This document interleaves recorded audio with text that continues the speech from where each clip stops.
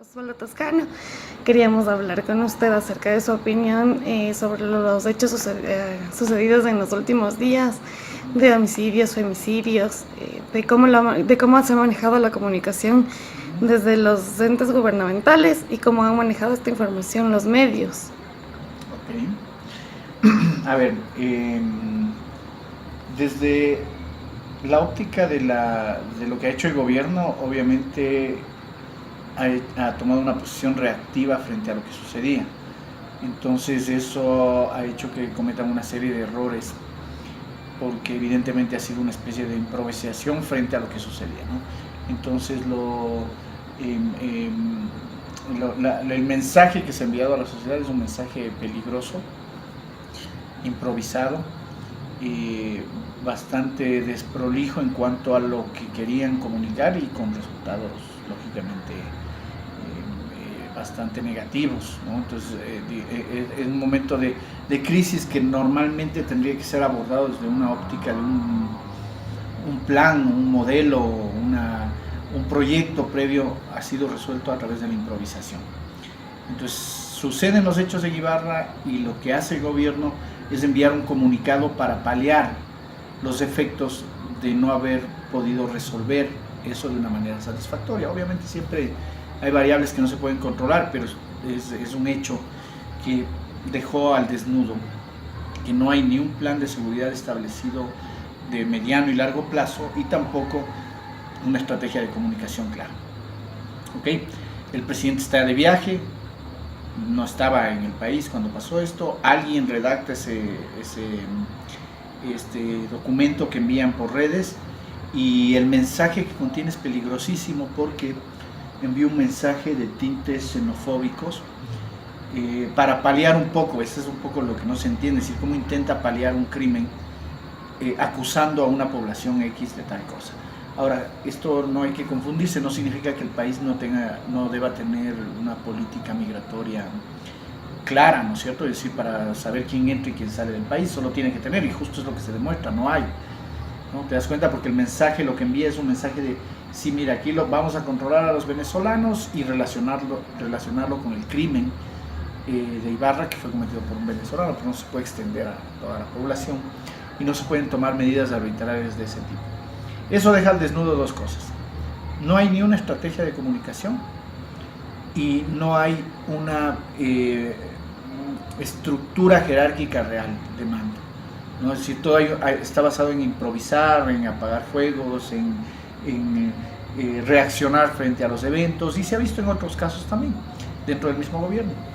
Entonces la crisis de seguridad que vive el país, hay que añadir una crisis institucional, y si quieres eso podría también ser una crisis de tipo comunicacional, dado que como no hay un norte en lo que hace el gobierno, obviamente el área de comunicación tampoco sabe a qué atenerse, a qué perspectiva situar todo lo que está diciendo.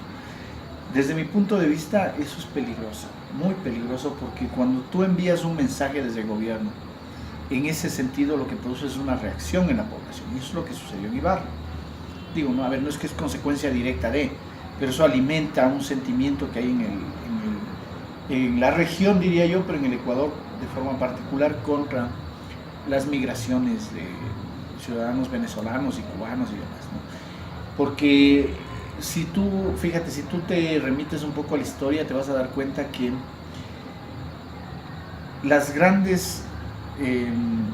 los grandes asesinatos masivos o desaparición de poblaciones enteras han empezado siempre con estos rumores en donde ellos son culpables de ciertas cosas que en ese momento pasan en la sociedad.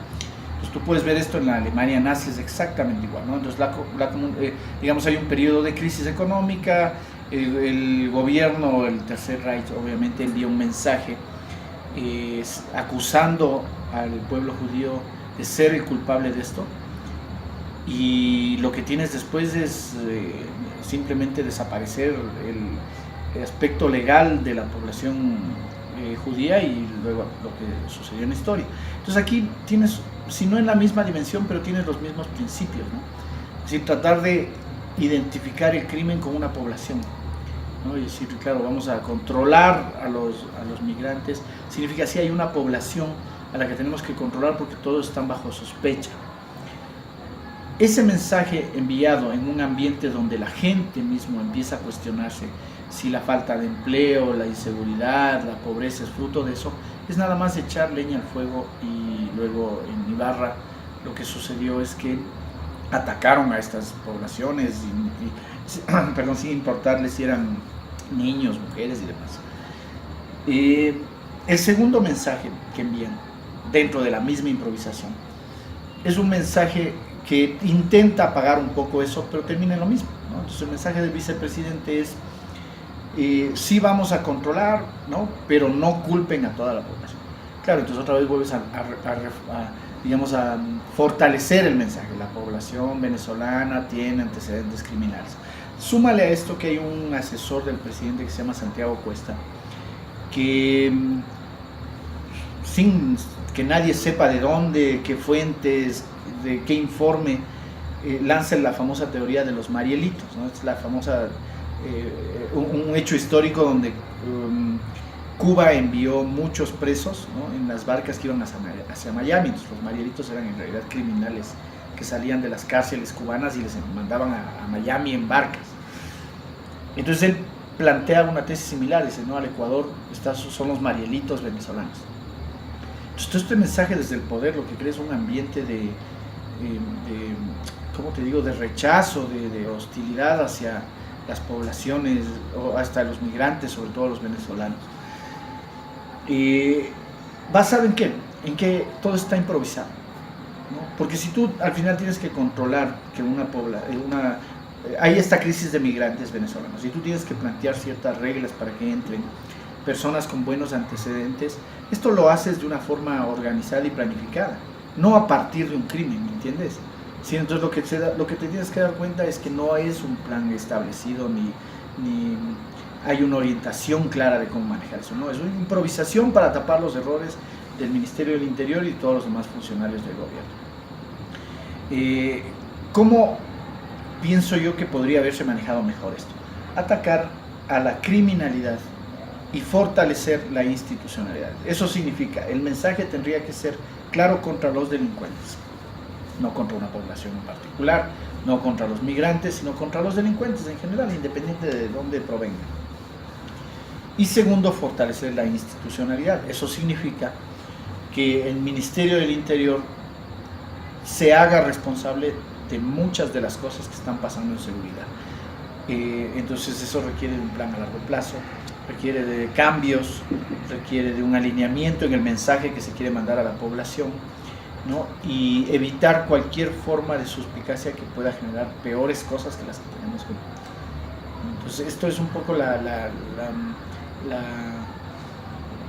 mi valoración de los hechos, muchos errores evidentemente. Sigue cometiendo digamos, está en la misma línea de la improvisación, y todo el tiempo están improvisando mensajes,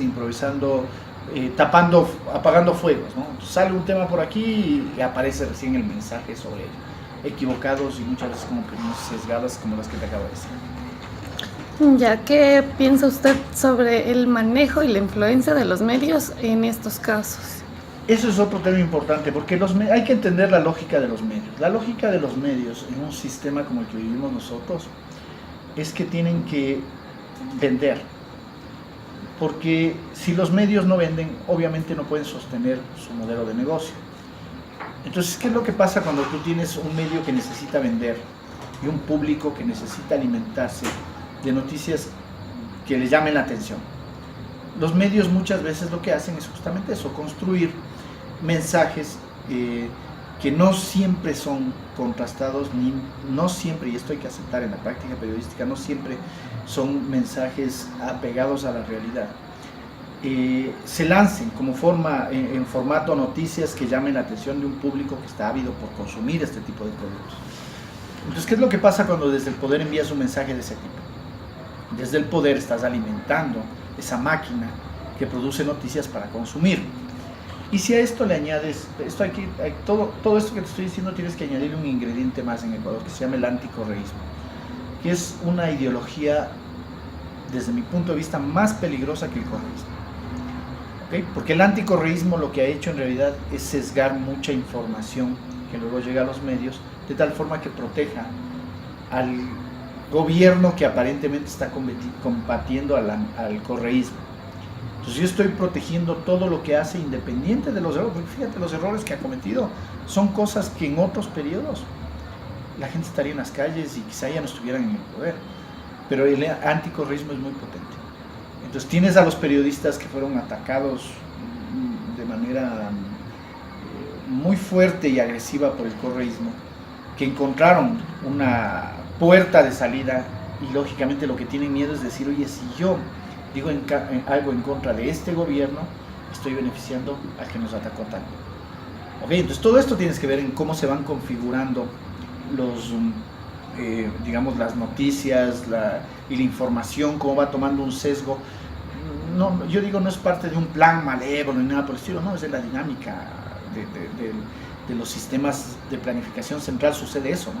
La gente encuentra una salida y todos vamos para acá, y todo lo que sea minar la credibilidad de este lado, creemos que va a beneficiar al otro lado.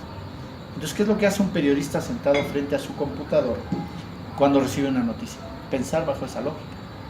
Entonces minimizan las críticas al gobierno. En otros gobiernos, te digo, María Paula Romo ya no estaba en el ministerio. Pero, como ellos también utilizan la misma estrategia, decir, claro, esto es un tema de correísmo, entonces los medios te van alineando. Es muy peligroso, porque desaparece el pluralismo y lo que tienes es una información hiper sesgada para protegerse de lo que ellos consideran es un peligro. Y si a esto le sumas otro ingrediente más, que en Occidente los medios se nutren de fondos estatales, es decir, la publicidad estatal es fuerte, entonces tienes todos los elementos para configurar una prensa que no necesariamente se apega a la ética periodística, que significa contrastar fuentes, informar lógicamente las varias posiciones para que sea el lector al final el que defina, ¿no? Digo, en un medio tienes el sector y el área editorial, que es la que marca la posición del medio, pero luego cuando redactas una noticia, esta noticia tiene que ser contrastada, verificada y que permita sobre todo que el lector pueda comprender el fenómeno, no adoctrinarlo. Entonces todos los otros elementos lo que han llevado es a una especie de adoctrinamiento, vamos a pensar desde acá y lo de acá no nos interesa. Es peligroso para una sociedad. En la misma línea es el último hecho fue, digamos, tuvo ese ingrediente también.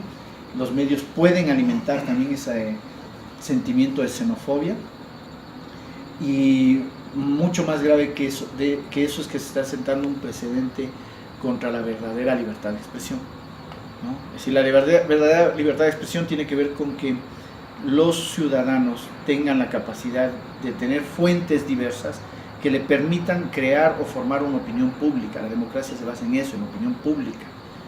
Pero si esa opinión pública se forma con medios, instituciones, mensajes del poder sesgados, ¿qué es lo que tienes?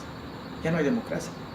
Es un sistema adoctrinado de planificación central de arriba hacia abajo y con muchos intereses creados y muy difícil de resolver y de cambiar en el mediano plazo. Listo. Sobre las políticas de protección de víctimas, ¿qué piensas sobre lo que se ha publicado que se tiene que mejorar? Hay denuncias de personas que no pueden, de mujeres que no han podido hacer sus denuncias porque la misma policía le ha dicho su caso no va a proseguir, etcétera. Se tienen que hacer modificaciones, pero los medios, ¿cuál es el impacto que usted cree que le han dado a los medios a este tipo de noticias de protección de víctimas? Entra dentro de la misma lógica que he dicho. A ver, yo te hablaría de algo más que está un poco más arriba, que es el sistema judicial. ¿Okay? El sistema judicial es la institución, el pilar institucional de una sociedad liberal democrática. ¿Okay? Es el pilar, ¿no? Si eso no está bien, nada está bien. El sistema judicial está tomado por otro poder. Le quitaron al poder anterior y ahora está tomado por otro poder. Y ha sido la historia de Ecuador durante toda su vida republicana. O sea, nunca ha existido un sistema judicial independiente, eficiente, ¿no? Y que actúe usando el principio máximo de todos bajo la igualdad ante la ley. Entonces eso no ha pasado. Entonces, ¿qué es lo que tienes después? Estos fenómenos como que tú denuncias, ¿no? Fenómeno, digamos, acciones arbitrarias, justicia para unos, para otros no, digamos, corrupción, ¿no? Entonces esos son síntomas nada más de una degradación del sistema institucional y sobre todo centrado en el sistema judicial. ¿Okay? No se puede resolver mirando nada más partecitas, sino que es el pilar. El pilar no funciona, todo lo demás deja de funcionar y lo que tiene son síntomas. Entonces el nivel de inseguridad, de injusticia en que vive Ecuador es fruto también de esto. Es decir, la falta de independencia del sistema judicial, falta digamos, de transparencia en cómo se eligen a los jueces.